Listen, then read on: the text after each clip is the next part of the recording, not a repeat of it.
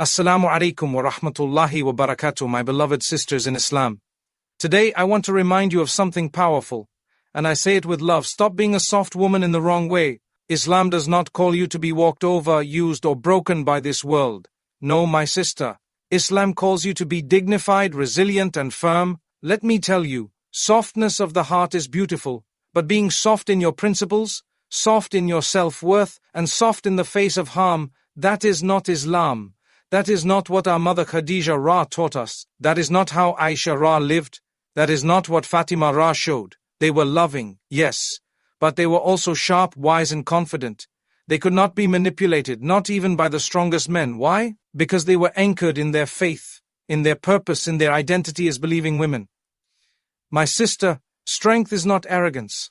Strength is knowing when to walk away from what displeases Allah. How many times have you stayed silent when wrong was being done, thinking that patience means tolerating injustice?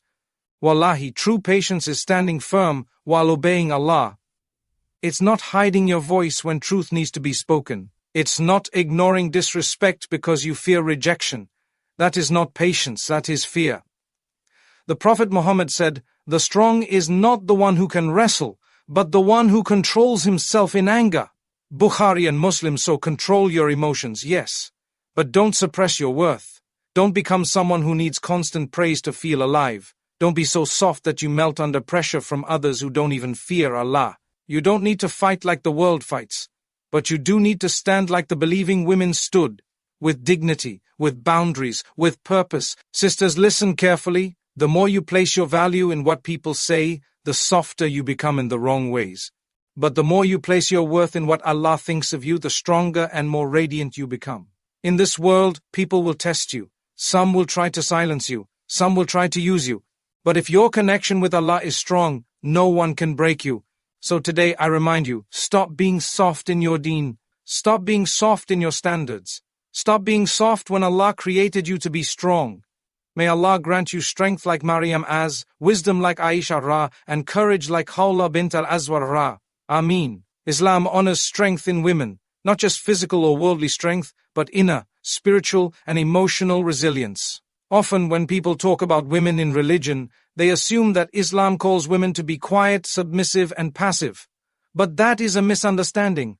Islam dignifies the woman who knows her worth, who stands for truth, who does not compromise her principles, and who does not allow herself to be used, manipulated, or broken down by society. The idea that a righteous Muslim woman is someone who always agrees, who never speaks up, and who sacrifices her dignity for the sake of others, that is not Islamic, that is cultural, and there's a big difference. When we look at the women honored by Allah in the Quran and in the life of the Prophet Muhammad, we see examples of incredible strength. Khadija Ra, the first believer in Islam, was not soft in the wrong way. She was a successful businesswoman, independent, decisive, and respected. She supported the Prophet not just with her wealth, but with her wisdom. She didn't hesitate to reassure him when he came down from the cave after the first revelation, terrified and unsure. She said with clarity, "Allah will never disgrace you." That was strength. That was confidence rooted in faith. Take Aisha Ra. Her knowledge shaped the Ummah. She narrated thousands of hadith, corrected companions when they made mistakes, and was consulted on major matters of religion. Would you call that soft? No, that was firmness and clarity in religion. Her mind was sharp, her tongue was confident, but always grounded in faith. Islam never said women should be weak. In fact, the believing woman is called a fortress of honor and integrity, and a fortress is not soft. A fortress does not collapse under pressure. A fortress protects. Likewise, Allah expects believing women to protect their dignity, their faith, and their values, even when the world pushes against them. Unfortunately, some sisters today are taught from a young age that being a good Muslim woman means pleasing everyone, no matter how she feels. She's told to say yes, to stay silent, to accept everything. But this kind of softness becomes dangerous. It leads to emotional manipulation, spiritual burnout, and even abusive relationships. Islam teaches balance. Be gentle, yes. Be kind, yes. But not at the cost of your boundaries and your self-worth. You're not here to be a people pleaser. You're here to be a servant of Allah. That means you must be strong. The Prophet said, "The strong believer is more beloved to Allah than the weak believer, although both are good." Muslim, that strength includes women. It includes the strength to say no when something is wrong, the strength to walk away from toxic people, the strength to raise your children on truth, the strength to lower your gaze in a world that's constantly calling you to compromise. That strength is not arrogance, it is not rebellion, it is obedience to Allah with dignity. Don't let anyone convince you that Islam wants you to be fragile. Islam wants you to be firm. A woman who can face the storm of this dunya with her head held high and her heart connected to her Creator. That's the kind of woman Allah loves. Think of Maryam as she faced the worst accusations, stood alone during childbirth, and didn't have a husband to protect her. But she had Allah, and He honored her above the women of the world. Why? Because she had taqwa, because she trusted Allah and stayed firm. My dear sister, don't mistake emotional softness for faith. It's good to be kind, it's good to have mercy. But when you find yourself compromising your deen, losing your voice, or accepting disrespect in the name of being soft, that's a problem. Islam gave you rights. Islam gave you a voice. Islam gave you the permission to protect yourself, to demand respect, and to hold firm to your values, even if people dislike it. The world needs more women who are soft-hearted but strong-willed, who can cry in tahajjud but speak with power in public, who are gentle with the weak but unshaken by criticism, who love for the sake of Allah and walk away for the sake of Allah. That balance of mercy and might is the hallmark of a true Muslim woman. So the next time someone tells you that being quiet, submissive, and easily controlled makes you righteous, remind yourself Allah honors strength, not stubbornness, not ego, but spiritual strength, and that strength begins when you fear no one but Him. Emotional intelligence is one of the greatest strengths a woman can have, not a weakness as many people mistakenly believe. In Islam, emotions are not something to suppress or be ashamed of. Rather, they are a part of our human nature, a sign of our compassion, and a means by which we connect to others and understand ourselves. However, emotional intelligence means learning how to manage those emotions, not be ruled by them. A woman who has emotional depth but lacks control becomes vulnerable, not just to others but to her own insecurities and fears. Islam doesn't call on women to erase their emotions but to channel them in ways that elevate them. The Prophet Muhammad was the most emotionally intelligent of all human beings. He cried, he felt pain, he showed affection, and he expressed grief. But he was never led by emotion in a way that made him unjust, irrational, or impulsive. He was balanced. And that is the goal for every believer, to attain emotional maturity that reflects both softness of heart and firmness of principle. This applies to women especially, because in many cultures women are conditioned to believe that their emotional side is either a weakness or a license to lose control. Islam teaches neither. Islam teaches that emotions are a trust, and you are accountable for how you act on them. For a woman to grow spiritually, she must first develop a strong connection with her own self. She must recognize her emotional triggers, the patterns that cause her to fall into despair, to react impulsively, or to seek approval where she shouldn't. Emotional intelligence means being able to feel sadness without becoming bitter, to feel love without becoming dependent, to feel anger without becoming destructive. And this strength is something the Prophet taught when he said, "The strong one is not he who defeats others in wrestling, but the one who controls himself when angry." Bukhari and Muslim. That hadith isn't just for men, it's for you too, my sister. Today, many women confuse kindness with allowing people to cross their boundaries. They confuse being emotional with being reactive. But emotional maturity means understanding the time and place for everything. There are times to cry, and there are times to speak. There are times to be patient, and there are times to draw the line. A woman who is emotionally intelligent doesn't allow herself to be constantly swayed by people's opinions or manipulated by temporary emotions. Instead, she learns to regulate her heart by anchoring it to Allah. Because when your heart is connected to the Creator, you're not easily disturbed by the creation. When a woman lacks emotional intelligence, she often becomes a victim of her own feelings. She may stay in relationships that damage her soul because she doesn't want to upset others. She may tolerate disrespect to avoid confrontation. She may carry guilt that doesn't belong to her and blame herself for things she cannot control. Islam doesn't ask this of you. Islam calls you to self-awareness and personal strength. The Prophet said, "Whoever knows himself knows his Lord." Part of knowing yourself is being honest about your emotions, not running from them, but understanding them and using them to become closer to Allah. Emotional intelligence also means having the wisdom to respond, not react. When someone insults you, you don't need to prove your worth to them. You prove your worth by remaining composed, dignified and trusting that Allah will handle what you cannot. A woman who is quick to react to every word, every criticism, every rejection, becomes exhausted and confused. But a woman who trains her soul to stay calm, to seek Allah first before responding, becomes powerful in her silence and wise in her speech. This kind of strength doesn't come from books alone. It comes from life, from prayer, from tears shed in the middle of the night, and from a conscious effort to please Allah more than people. Emotional intelligence is not about hiding pain. It's about learning to carry that pain with grace, to transform wounds into wisdom, and to use every hardship as a means of elevation. In a world that often praises emotional numbness or impulsive outbursts, Islam teaches something more noble: balance. You are allowed to feel deeply. You are allowed to cry. You are allowed to be affected by life.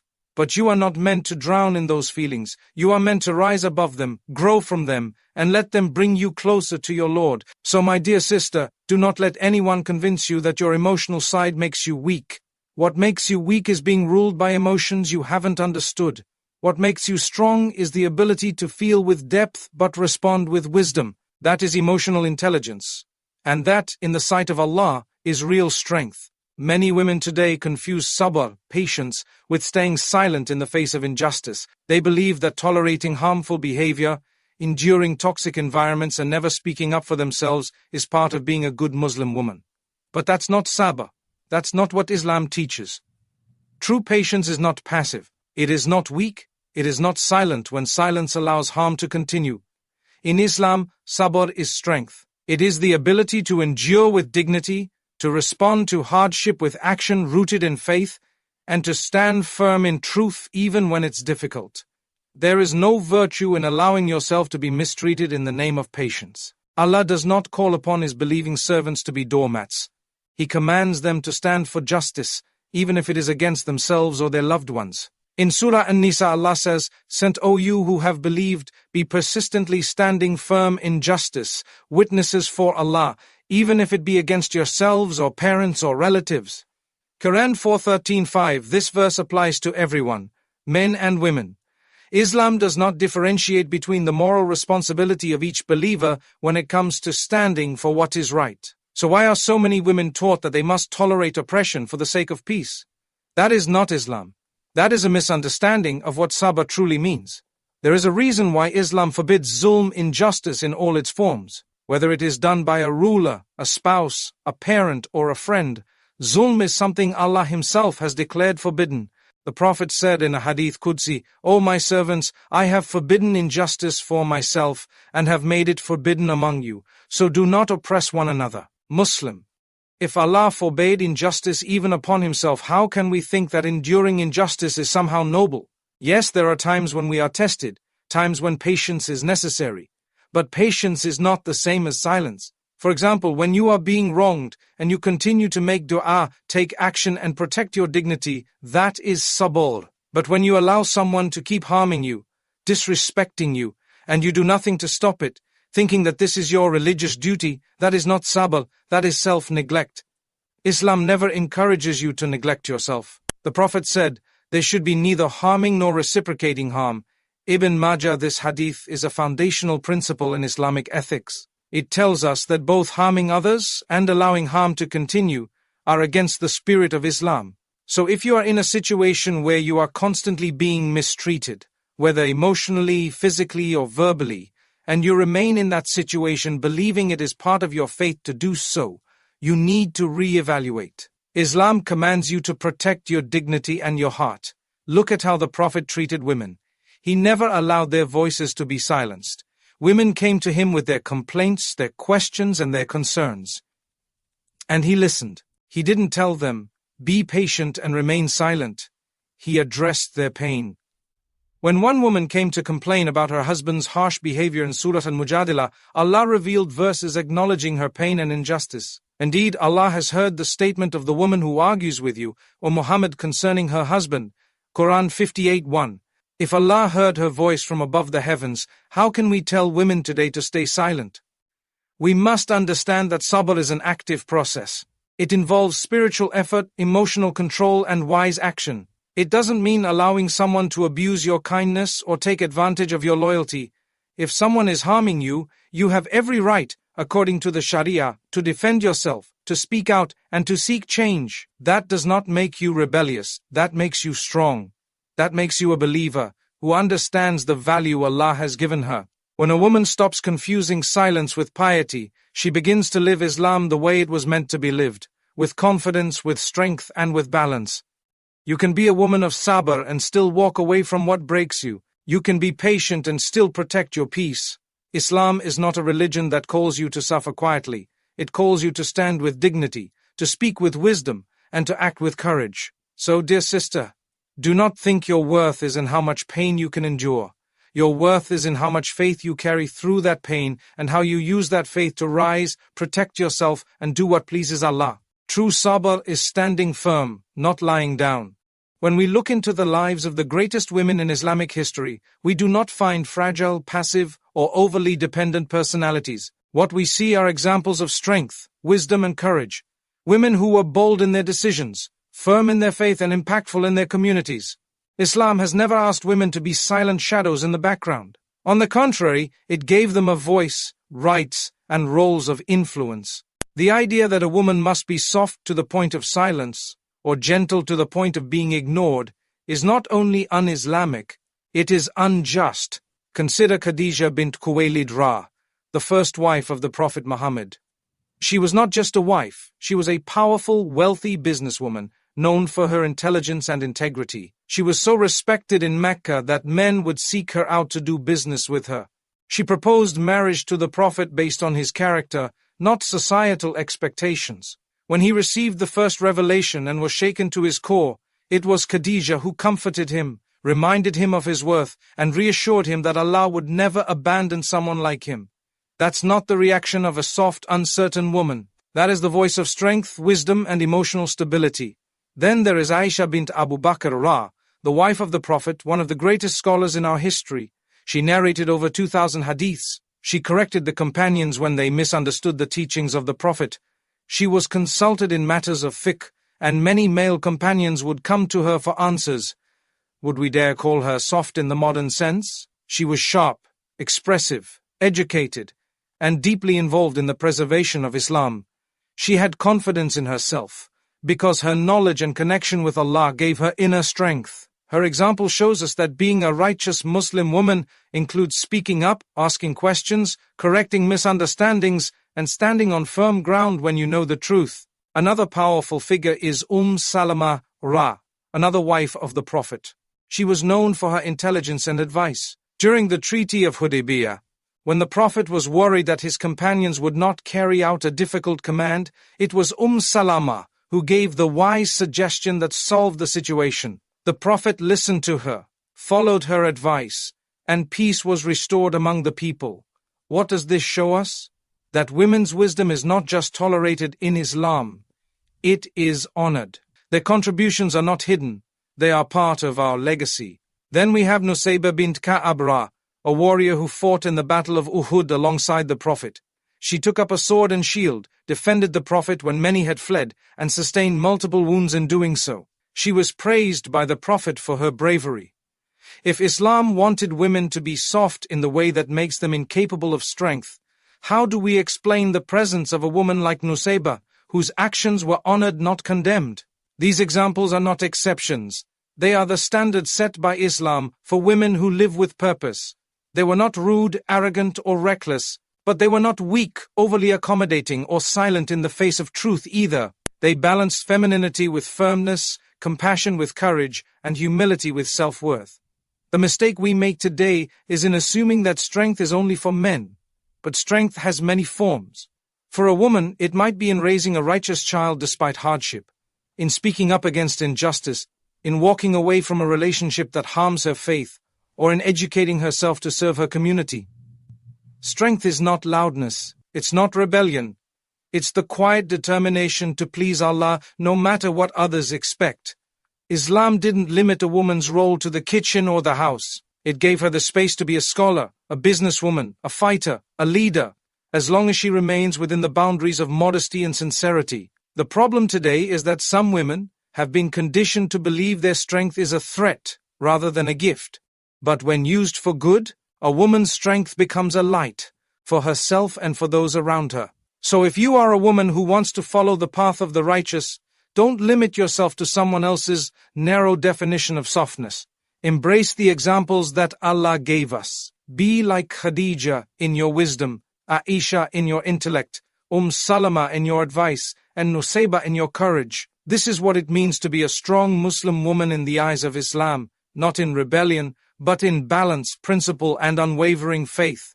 A soft heart is one of the most beautiful qualities a person can have, especially in a world that often praises hardness, ego, and detachment.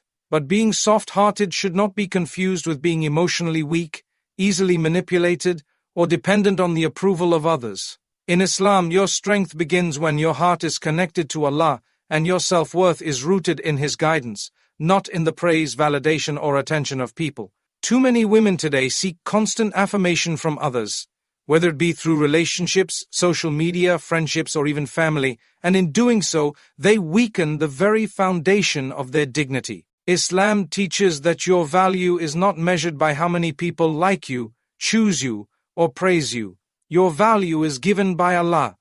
He created you with honor, He covered you with modesty, He elevated you with iman. The more you understand your worth in His sight, the less you chase validation from creation. A woman who knows her worth in the eyes of Allah is not desperate for attention. She is content even when the world ignores her. She is strong even when others try to belittle her. She is focused on pleasing the one who created her, not impressing those who may turn against her tomorrow. When you constantly look to others to tell you who you are, whether you're beautiful, worthy, loved, you are giving them power over your heart. And the truth is, people are unstable. One day they love you, the next day they leave you. One day they praise you, the next day they forget you. That is the nature of dunya. If your heart is tied to them, you will rise and fall with their opinions. But if your heart is tied to Allah, you will remain steady, firm in your values, secure in your identity, and at peace regardless of how others treat you. This is not to say that wanting love or appreciation is wrong. It's natural. Allah created us with a need for connection. But when that need becomes your main source of self-worth, it leads to emotional instability.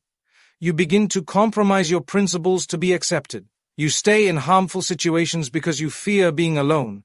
You lower your standards because you think no one else will choose you. And slowly you lose parts of yourself. That's not what Islam wants for you. Islam wants you to build your foundation on La ilaha illallah, on knowing that no one and nothing can complete you except your Creator. This is why the Quran constantly reminds us to return to Allah. He is Anan al-Ghani, the free of need, and He wants you to be free of need from others when it comes to your dignity. He is Anan Wadud, the most loving, and He can fill your heart with love in ways no human ever can. He is Anan Latif, the most subtle, and He understands the pain you carry that no one else sees. When you build your self-worth on your relationship with Him, your heart becomes protected from the emotional roller coaster of seeking constant approval. A woman who relies too much on others for emotional fulfillment becomes vulnerable to disappointment, heartbreak, and spiritual emptiness. But a woman who builds her inner world through prayer, reflection, and obedience to Allah gains a sense of stability that no one can take from her. She is the one who can be rejected and still smile. She can be misunderstood and still speak the truth. She can be alone and still feel loved, because her heart is filled by the one who never abandons her. Don't let society convince you